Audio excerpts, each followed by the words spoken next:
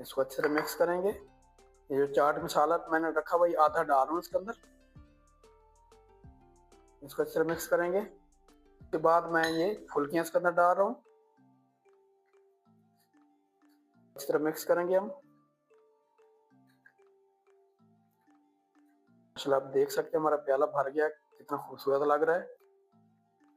उसके बाद ये इमली की जो मैंने सॉस रखी थी ये डाल दूंगा फैला के इसके अंदर। इसको अच्छी तरह मिक्स करेंगे। उसके बाद जो हमारा ये बचा हुआ था चाट मसाला ये फैला के डाल दूंगा मैं। बाद जो हमारा जो पुदीना बचा हुआ था ये डाल दूंगा। बाद जो मैंने पापड़ी रखी थी ये डाल दूंगा इसके ऊपर ना।